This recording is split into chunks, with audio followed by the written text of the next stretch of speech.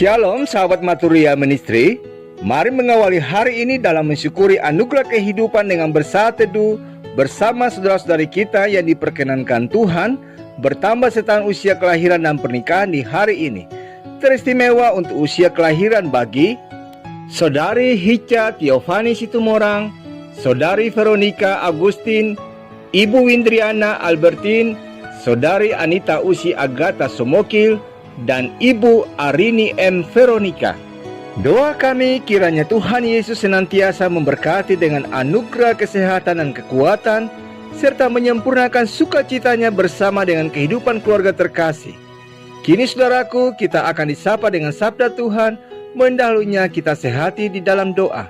Ya Bapa, dengan penuh kerendahan hati, tolong singkapkanlah sabdamu sebagai pelita bagi langkah kami dan suluh bagi jalan hidup kami. Demi Kristus Yesus, sabda kebenaran, kami berdoa. Amin. Bacaan Alkitab terambil dalam kitab surat Roma, pasal ke-8, ayat yang ke-12 dan ayat yang ke-13 yang menyatakan, jadi, saudara-saudara, kita adalah orang berhutang, tetapi bukan kepada daging, supaya hidup menurut daging. Sebab, jika kamu hidup menurut daging, kamu akan mati. Tetapi jika oleh roh kamu mematikan perbuatan-perbuatan tubuhmu, kamu akan hidup. Demikianlah sabda Tuhan. Sahabat Maturia Ministry, saya memiliki pertanyaan simpel tapi sangat menarik. Menurut saudara, apa yang Allah Bapa pertama kali siapkan ketika Yesus akan turun ke dunia? Ternyata saudaraku, Allah Bapa mempersiapkan tubuh jasmani atau daging Yesus sebelum dia turun ke dunia. Daging yang dipilih secara khusus dari perawan yang murni hatinya, Maria, yang dalam kandungannya tubuh manusia Yesus dirajut setahap demi setahap melalui proses alami seperti manusia lainnya. Roh Tuhan membutuhkan tubuh jasmani sebagai mediasi untuk mendemonstrasikan kuasa dan kemuliaan Allah di dunia ini, saudaraku. Begitu juga di saat ini, Roh Tuhan membutuhkan tubuh kita sebagai alat kemuliaannya. Di dalam tubuh kita yang sangat rapuh dan rentan dengan dosa, saudaraku, Tuhan menaruh rohnya yang dahsyat dan luar biasa itu dalam hidup kita.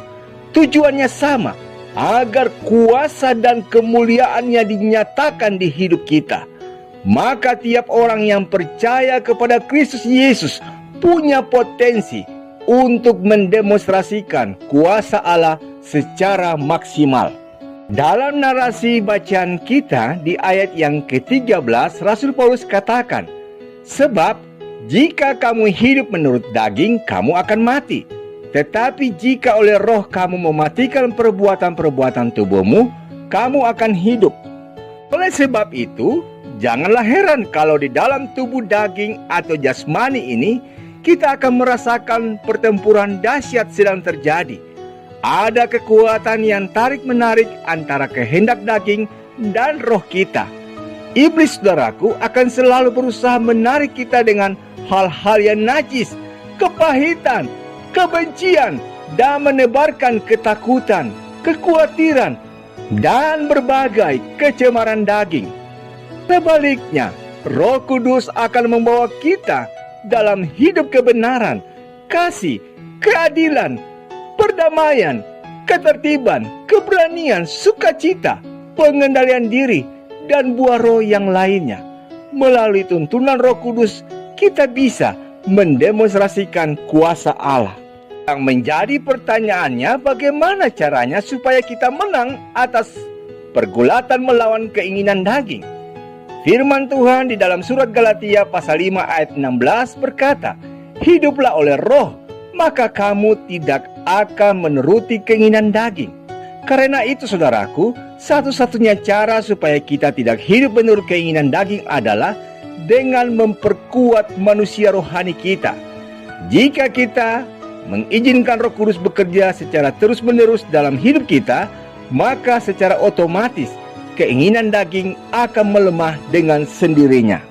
Pertanyaannya sekarang, apakah saudara dan saya siap mendemonstrasikan kuasa Allah, baik di dalam kehidupan keluarga, pekerjaan, pelayanan, dan setiap aspek hidup kita? Semuanya itu tergantung seberapa besar kita mempersilahkan Roh Kudus berperan aktif dalam hidup kita, atau apakah kita masih berjalan dalam kehendak kita sendiri atau kedagingan kita. Amin. Saudaraku, mari kita berdoa.